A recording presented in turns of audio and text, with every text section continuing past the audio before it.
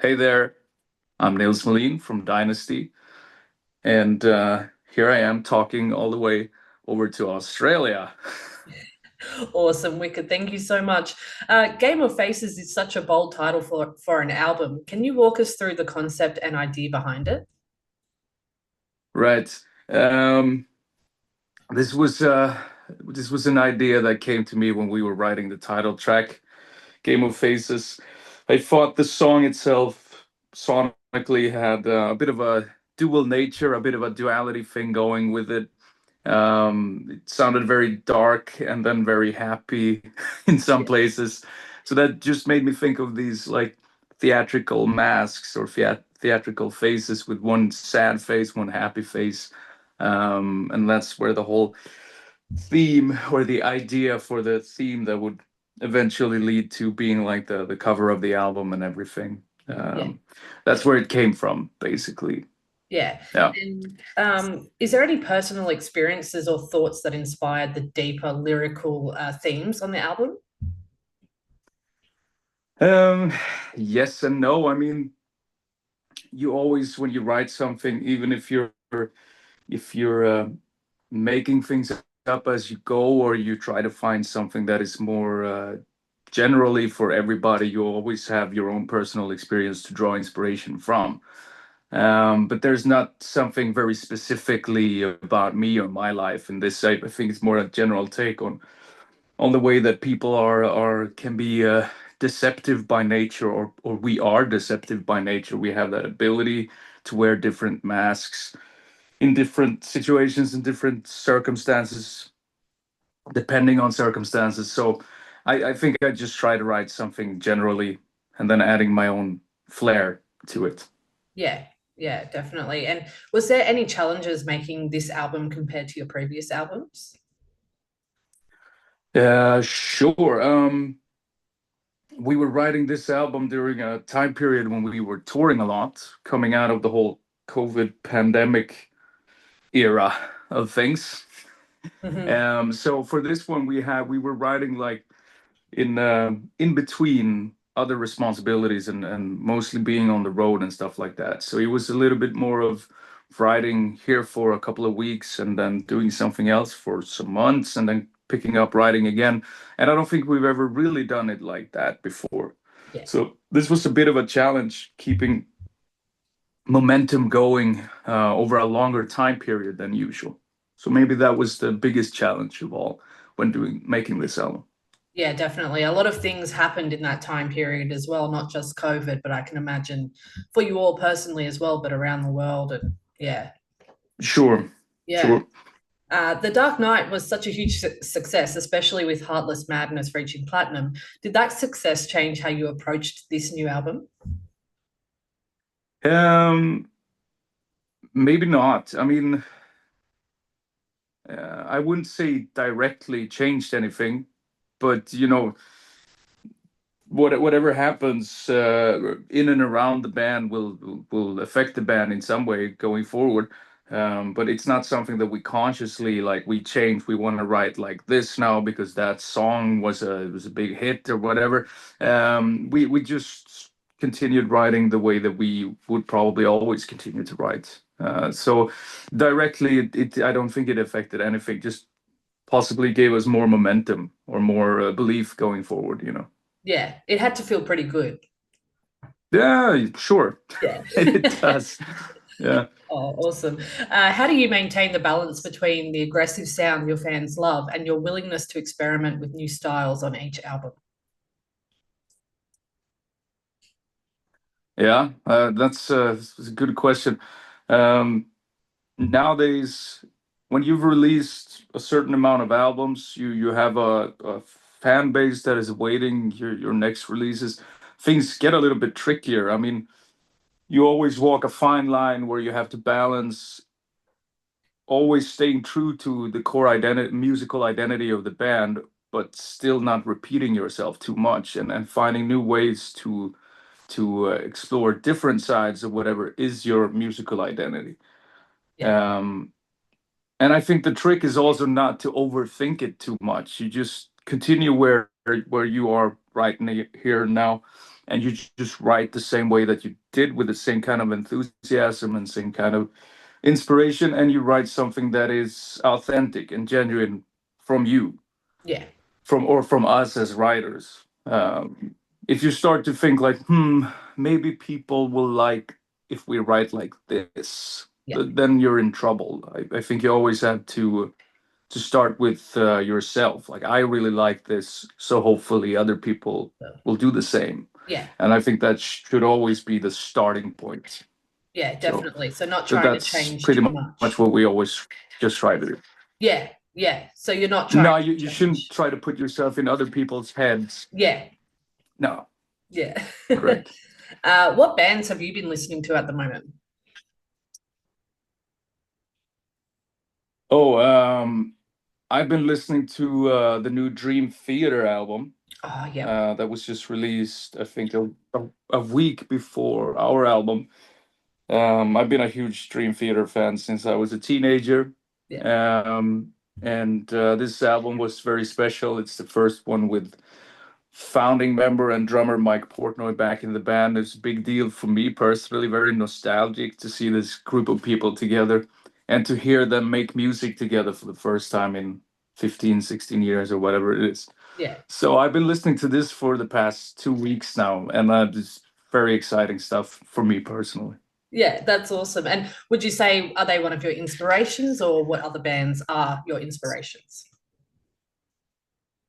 I mean, there are so many bands, and this I, I'm not sure. Stylistically, it's kind of different and pretty far away from Dynasty.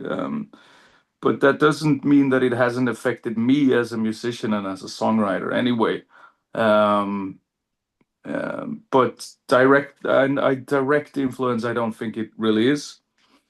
But there are so many bands for me. I mean, all the classic hard rock, heavy metal bands: Iron Maiden, Judas Priest, Mhm.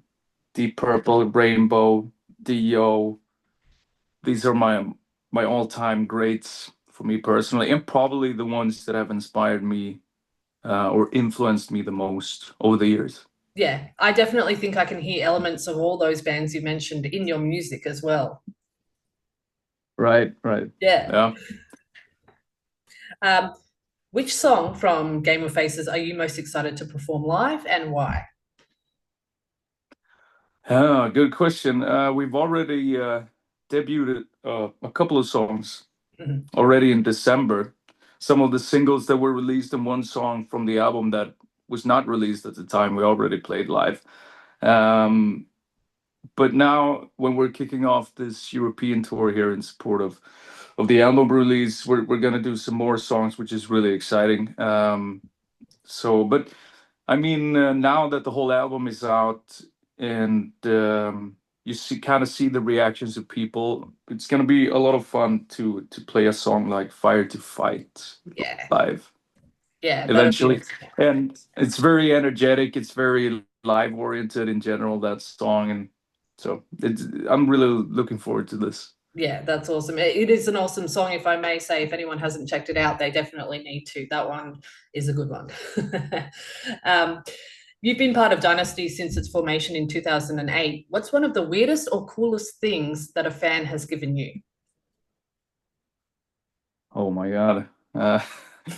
Weirdest that this is my where I have to rely on my kind of memory. There's some things just you try to filter out, like the really weird stuff. Yeah. I think we got some fish, like some very uh, like tradition. I don't remember if it was from Russia or something, or some part of Eastern Europe, where somebody gave us like raw fish as gifts Ooh, at some point. nice. It was I wouldn't, it's not weird, it's unusual Yeah. maybe. Yeah. But just the first thing that came to mind. Um, Wow. an unusual type of gifts, at least. Yeah. Sometimes you get maybe local chocolate or whatever stuff like this, local uh, delicacies. But this time we got Fish. raw fish. Wow. Oh, gee, that is strange. And is there one Yeah. that's like, is there a gift that you particularly remember that you really like or enjoy or that was cool?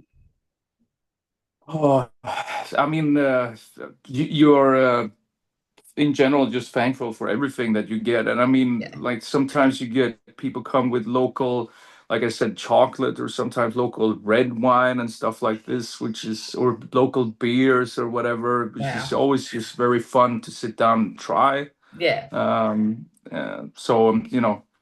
I'm generally just that we're happy about it, everything that we receive, even the raw fish. The fish, yeah. Oh, that's so lovely. When you're not working on music, what hobbies or activities do you enjoy? Do you have a favorite way to unwind after a busy tour? Sure. I watch a lot of football, Yep. European football, not Mhm. soccer. I don't know if you call it soccer in Soccer here, Australia. yeah. Yeah. Yeah. So I'm a big fan. I watch a lot, and this Awesome. is What what I do team? in my. I watch everything. Yeah. I watched um I watched the Champions League yesterday when I arrived at the hotel. I watched the Spanish La Liga. I watched Oh, the wow. French League. I watched the Italian Serie A. I watched the Premier League in England. Um, so Gee. whenever I have time, this is a very good way for me to unplug my brain and just watch something. Other than that, I try to stay up to date with the latest TV series, films, and stuff like this. Yeah. I used to play video games when I was a little younger, but I don't have a lot of time for it now. Yeah. Um, these are ways for me to unwind, Yeah. Oh, and lovely. I try to stay out in nature as well. This is another good way of so yeah, Yeah. Of grounding just yourself. normal stuff more or less. Yeah. Yeah, definitely. And if you weren't a musician, do you know or do you have a clue of what you think you would be doing? There was never any real backup plan. Yeah. Yeah. No, I don't know. I mean, I have a lot of um, interests in general, but it never even came close. Yeah. I mean, for me to go in a different direction or try something else. I think it was more or less bound to happen and be this way, Yeah. Yeah. for No, better that's or worse. understandable. Yeah. Given the lyrical themes of Game of Faces, do you believe in the idea of reinvention? If so, how have you reinvented yourself personally or creatively over the years? I definitely believe in reinvention. Mhm. I certainly don't believe in the notion that people are exactly the way they are from start, that you are born this way and like all all the things holding me back is because I am this way, and everybody has the possibility to develop their own character and their own personality, and I mean certain core elements of one's personality will always be there, but you can bend and you can adapt yourself to mostly anything. So I certainly believe in reinvention. I try to develop myself as a as a person as we go along, and as a singer and as a songwriter and everything. I Yeah, try to stay progressive and find ways. And I mean, sometimes you're forced to reinvent yourself or to develop yourself. Outside circumstances can push you in directions you never thought you would go in and stuff like this. So um, I think that's probably even uh, the strongest type of reinvention is the one that you're not controlling yourself, that just yeah, happened to you. And I think that's a little bit what I'm writing about in the song Die to Survive, where it talks about like a trial by fire it's like a crucible that forges your character and whatever comes out. Same thing with the song from the previous album. Final Advent Power of Will is like what depends on how you want to look at things. A really something bad that happens to you, you could eventually, depending on what it is, obviously, yes, you could turn it into something that strengthens you, and at least that's a state of mind that can be helpful to dealing with difficult stuff that happens to you or whatever. Yeah. So, short answer, yes, I believe in reinvention, and I try to I try to be a progressive person in general, and sometimes life just forces you to be, and I think that's the most powerful way of doing things. Yeah, yeah, definitely. A great way of thinking about things too, that you're never stuck where you were or where you are, you know, you can always I change. don't think you should be. I mean, it it's important to look at it correctly. So it's like I'm gonna change who I am every day I wake up. It's not like that. But Yeah, you know, uh, staying in your comfort zone too long is usually yes. a pretty surefire way of decaying a little bit as a person. I Yeah, would say. yeah, definitely. I agree. Look, is there any plans for an Australian tour anytime soon? Um, there's always plans. Yeah, awesome. That this is something that we would really love to do, and something that I'm hoping that we will be doing much sooner than later. Yeah, So we're looking into it, and hopefully very soon. awesome. Yes, we can't wait. We hope it comes true. And finally, what does Dynasty stand for or mean to you? Well, I think it means a lot to me. Obviously, this has been a part of my adult life, my whole adult life. So it Mhm. means a lot. And what it stands for, I think, it's just five musicians who love playing together and don't overthink. Don't really try to be cool. We just try to musically play something that we like, and we get up on stage and have fun together, and hopefully other people will like it together with us as well. And I think in many ways that's what we stand for. Uncomplicated. We're not trying to Yeah. reinvent the wheel either. We're just trying to make something that we think is really good, and spread the joy, so to speak. Yeah, yeah, definitely. And you're raw and honest on stage. Who you are is who you are. You're not trying to be anyone else. I like that. Exactly. Yeah. Yeah, yeah, awesome. Oh, Nils, it's been a pleasure to talk with you today. We hope to see you down under soon. Good luck with everything. Thank you very much. Thank you so Thank you. much.